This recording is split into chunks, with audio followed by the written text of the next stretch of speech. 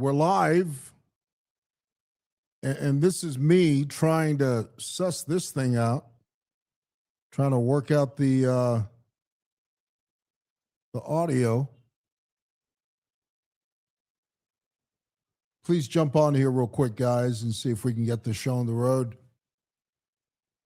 Also, please share this broadcast with people that you think would be interested in this conversation. I also need to hear you tell me that we're loud and clear. Until we get to a place, until we get to a spot where everything is seamless, everything is streamlined, we will continuously tweak and tinker around with this podcast until we get it right. Okay, so I'm going to highlight a couple of your comments. Loud and clear, somebody says. Who is that? Lucas. Thank you, Lucas. Loud and clear. I'm glad. Who is that? Presido. I think that says Presido. You know what I'm trying to do? I'm trying to play the music on the thingamabob, but it's just not doing it. I have no idea why. You know, sometimes you get it, other times you don't, you know. Let me just double check. I know you say I'm loud and clear. I just want to see it on my monitor here on my phone. That way we're on the same page. There we go.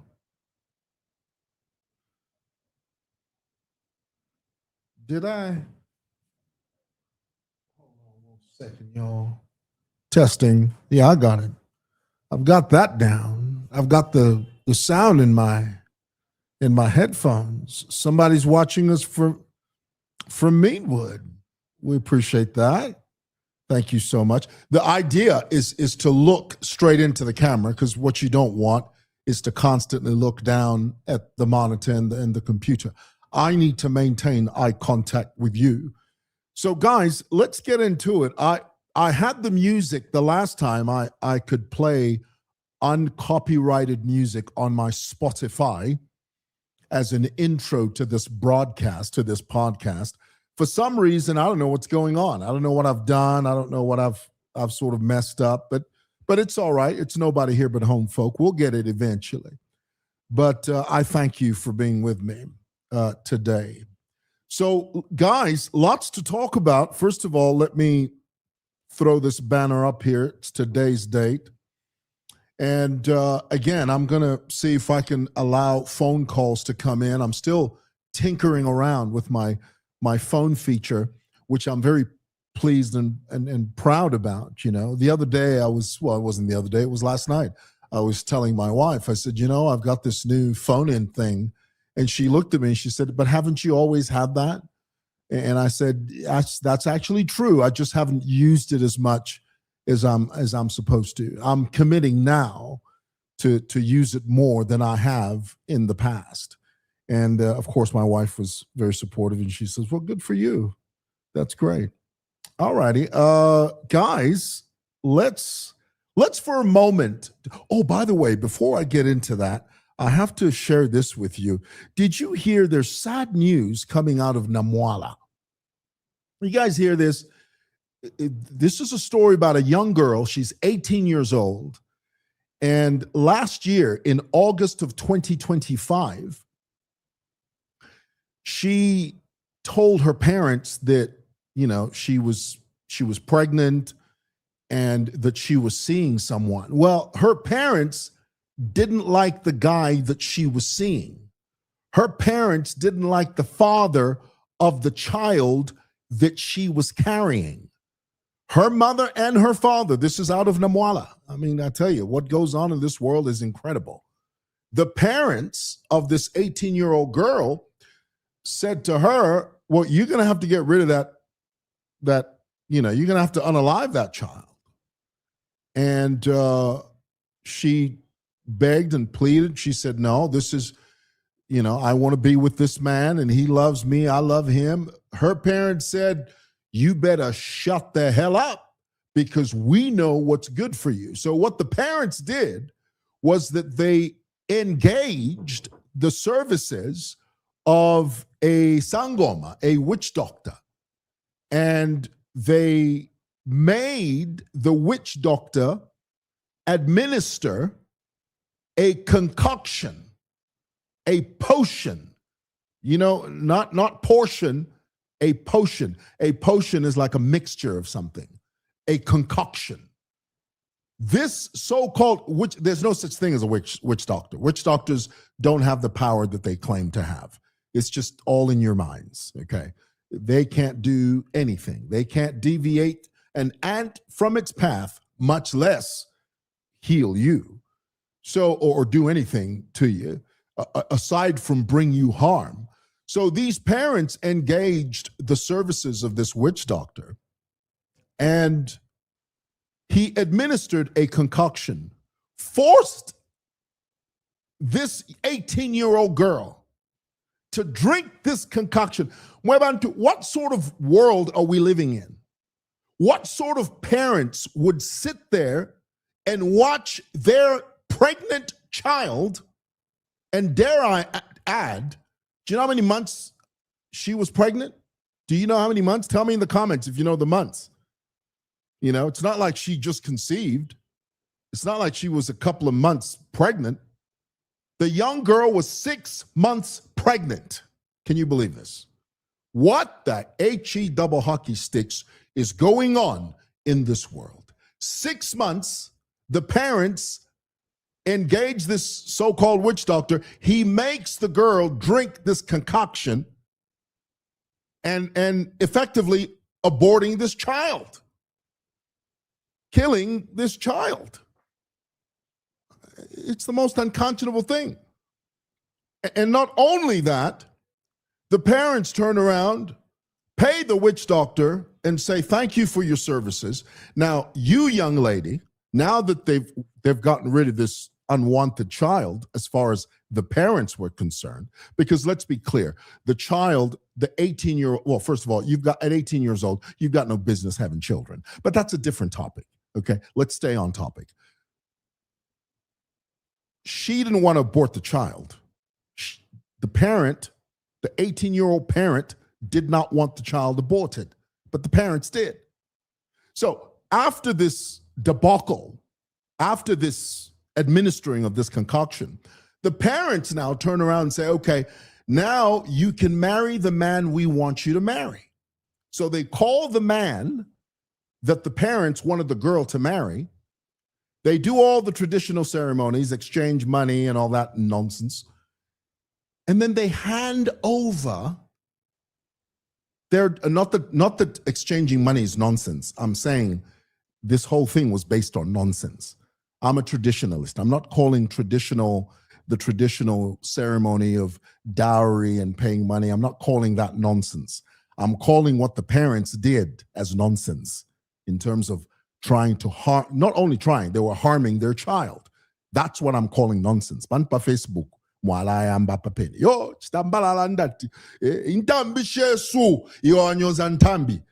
that's not what I'm doing. They finally called the man that they felt was worthy of their child. They exchanged the monies and all that, and they finally hand over their daughter to this man.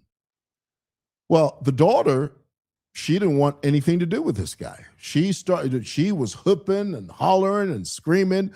This new man was carrying this child to his home.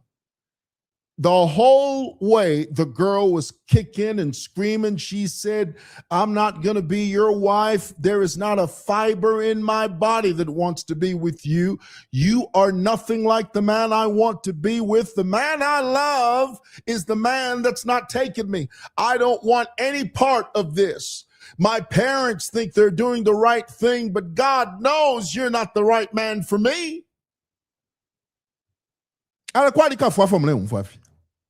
You are just hearing. Let us not put our children in harm's way. Let's not do that. Very sad news out of Namwala. Okay. let's talk about this Kondwani Banda. Many of you know. Here, let me show you this guy. He looks like a gecko. Goodness gracious alive. You know, he looks like a tanned gecko. Honestly, really. I mean, I don't mean to sound facetious, but my goodness. Kwati badi kaloa.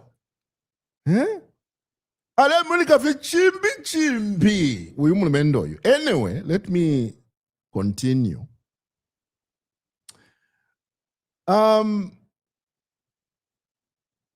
Kondwani Banda is a social media menace. Netizens, here, let me type this word for you here, because you know we all have to learn.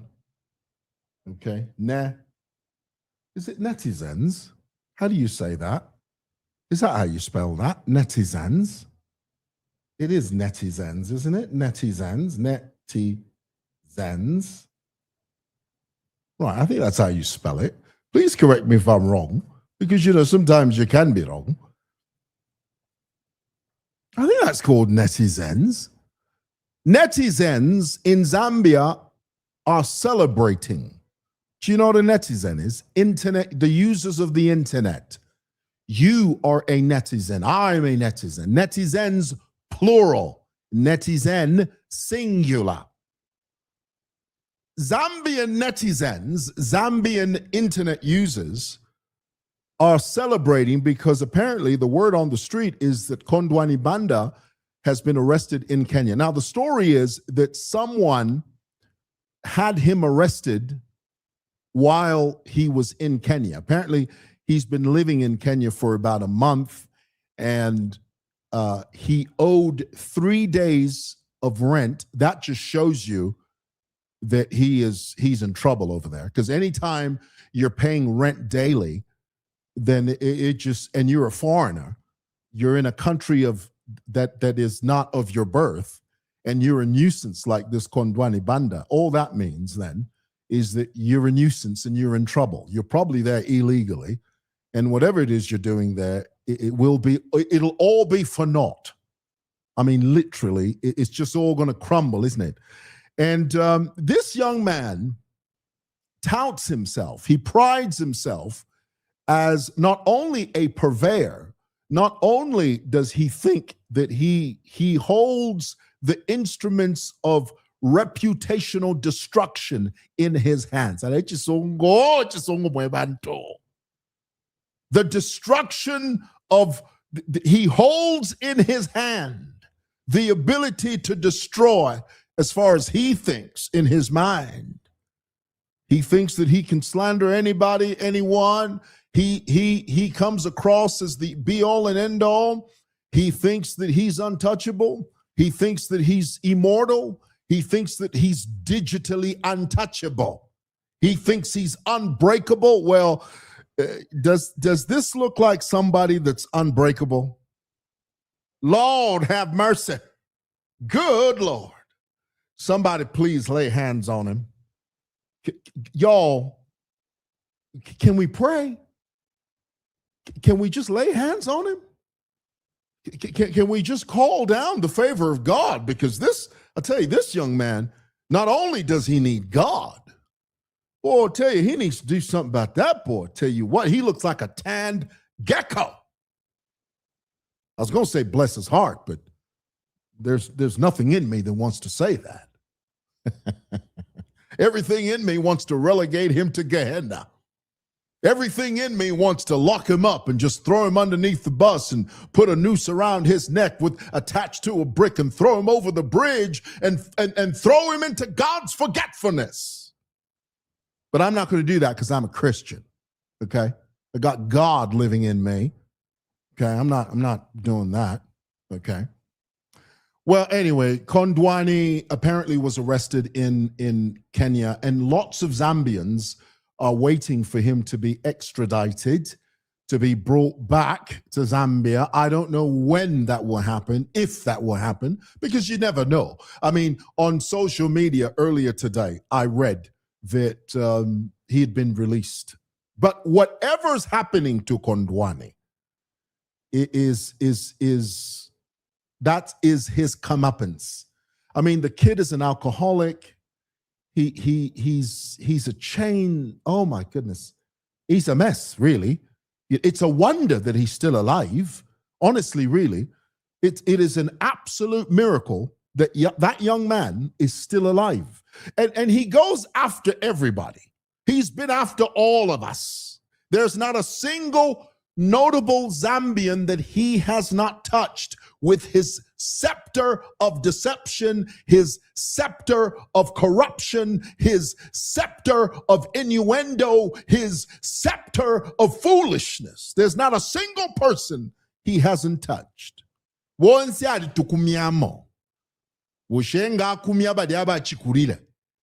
are we for us to survive? We are nothing. He's touched the elite of the elitists. If we tushale, if we tupanye, voila. And I'll tell you, let me tell you this about this. I have sussed this kid out. I've looked at him, I've seen his body language. The only validation he has is when he goes on social media. Trust me, as soon as that camera switches off, as soon as that phone switches off, this young man cries himself to sleep. He does. An utter mess. I mean, I can see him now, bombarding the gates of glory, saying, God, just take me now. Put me out of my misery.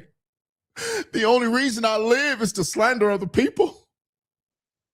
And if I don't have that ability, what is the point of my existence? I'm telling you, that's what this kid goes through. This kid is in pain. I will tell you now. He is in utter pain. He is.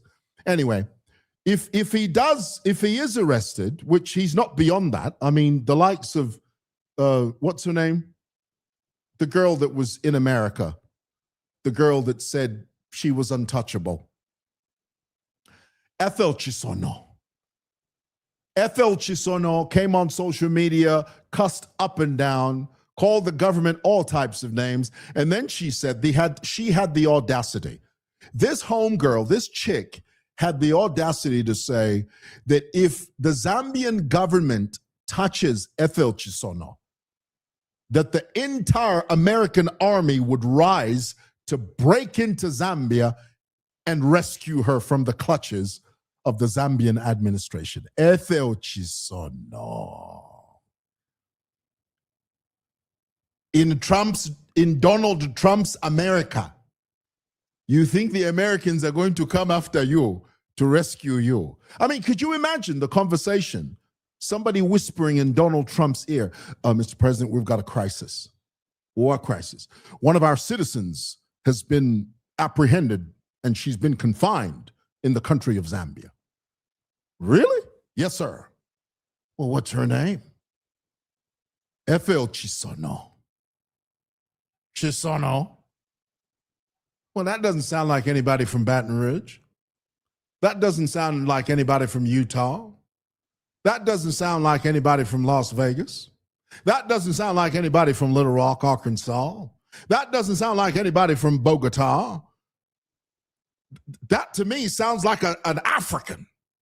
Yes, sir, but she's an American citizen. Yeah, but she's got the last name Chisono.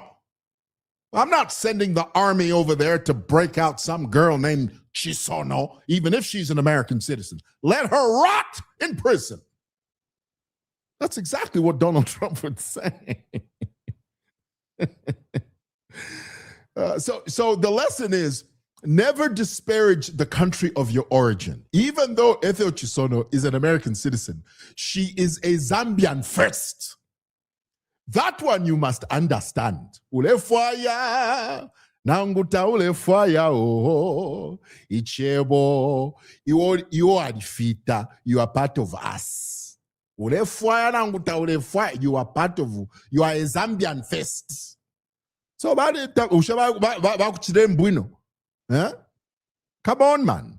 So the same fate that Ethel Chisono faced is exactly what's going to happen to Kondwani. All righty. Okay, well, I thought I'd share that with you, guys. Let's see if we can take a few phone calls. If this works. I mean, I don't know. So if you now only call me on WhatsApp, and please stick to the issues that I brought up. Could you do that? Stick to the points that I've brought up. Don't start talking about other things. Oh, and by the way, let me also mention here that people are talking about Mingalato. Mingalato simply means dexterity, the ability, the skill to outsmart someone else. There's nothing derogatory about Mingalato. Mingalato simply means you outsmart somebody else. When you are on the pitch and you dribble and you score, that Mingalato is not illegal unless you foul. Fouling ne Mingalato na fupusana.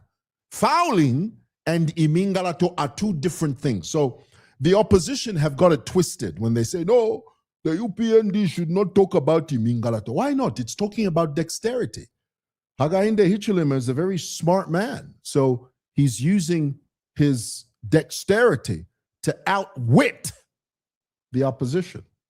All right, let's see if we can get some phone calls. Call me only on WhatsApp and then give me your 2 cents worth. If you're on here. Only on WhatsApp. Do not call me directly, guys. Please. Please don't do that. Okay? Here it is. Where's the number? There it is right there. Well, I have to put the number on timer because if I keep it on there, it's, you guys are going to start overlapping and calling one another. All right, I'm going to receive one phone call from you, just one or maybe 2. Let's do 2 if 2 come through. So that's my number there. Go ahead. Dial it and see if we can have you on the show, on the program. If you're not going to call, I'll end the live. Okay? Doesn't seem to me like you guys want to call, or are you? I don't know. Tell me. Maybe not. Okay. And that's fine. That's okay if you're not ready to do that. Comeuppance. Yes. Somebody uses the word comeuppance. I love this word. Comeuppance. You know what this means? It's like karma. Karma, it also means comeuppance. You get what you deserve. You reap what you sow. This is the word, comeuppance. You reap what you sow. All right. Well, hey guys, thanks for watching. Breakfast. God bless. Bye.